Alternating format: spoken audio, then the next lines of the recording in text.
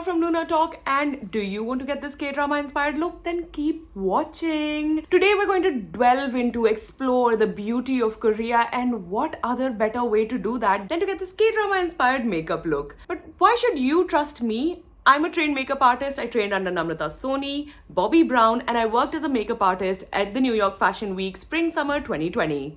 But most importantly, I've watched a lot of K-dramas. This look is a general overall look, not inspired by anything in particular, but keeping in the trends of what is happening in K-beauty right now. Don't get confused, because this is not K-pop idol makeup, which is vastly different. K-drama makeup is more dewy, glowy, your skin but better, natural. I never knew the one I was looking for was right in front of me. So keep watching, because we're gonna get into it. Yeah. First of all, no makeup look can start without doing skincare. So I'm going in with these toner pads, and I'm going to leave them on my problem areas, which are specifically my cheeks, for about 10 minutes and add in a lip treatment while these soak in. Toner pads can be great to rejuvenate your face in the morning. After drying myself off, I'm going to go in and moisturize, and this one is really fun because it's got caffeine in the actual ingredient list. I don't drink caffeine, but I will put it on my face. After drying that, the most important, sunscreen. I have really oily skin, so it has to be a gel-based sunscreen for me. Especially if you live in South Asia or anywhere where you get a lot of sun, don't forget your eyelids. After the third round of drying, we can finally get moving. Primer on my T-zone is really important, especially if I want to get the flawless K-drama look. Brows are a really important feature of K-drama actresses, and most of them have soft brows, so I'm not doing much, just filling in the parts that don't have a lot. And I love soap brows. I have not left that trend, and all I do is back comb my brows in so that the product is evenly spread, and then shape them in whatever way I like. You can absolutely skip this part if you have heavy enough brows. Now, very importantly, foundation. Okay, look at how much I took out. That's all. With a brush, lightly blend this into your skin so it doesn't come off looking cakey. Natural is the goal. Repeat it with me.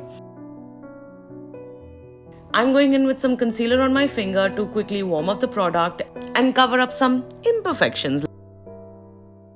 And then I'm going to set all of this with the lightest dusting of powder. If any of the makeup that you have used is already mattifying, then you can absolutely skip this step. I'm using this to set my makeup and not give a powdery or cake tone effect. Eyes. K-drama eyeshadow is usually pastel shades, but with my skin tone, that just gives a white cast on my eyes. So what I'm going to do instead is build with light and color.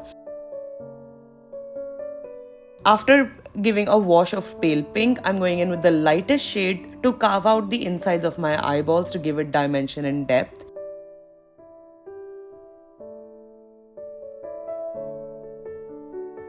Next, I'm going to take a really light, vibrant Barbie core pink shade, going down vertically at the center of my eyelid where the light would first fall. If you're ever doing photo shoots, videos, anything like that, with high contrast lighting, this is going to make your eyes look far bigger than they are.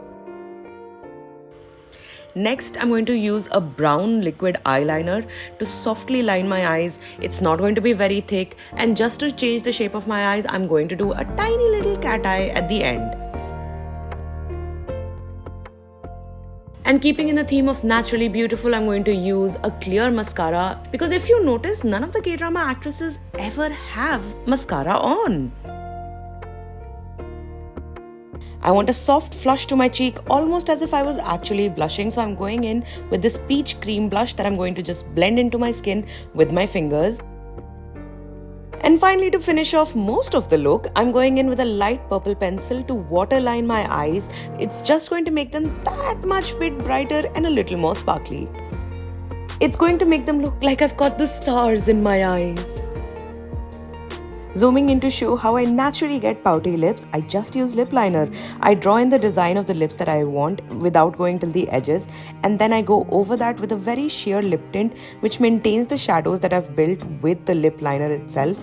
Once I dry that off, add in my lip oil And last but definitely not least, hair. We're going for soft romantic waves that look effortlessly gorgeous. Think from like mesmerizing looks that you may have seen.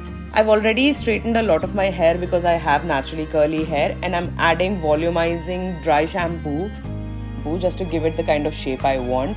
The artful ear tuck, which shows off like the delicacy of your ears, is something I definitely prefer. This is a wax hairstick that I found in Japan that's really popular to get rid of all of your flyaways, any static hair that you may have standing.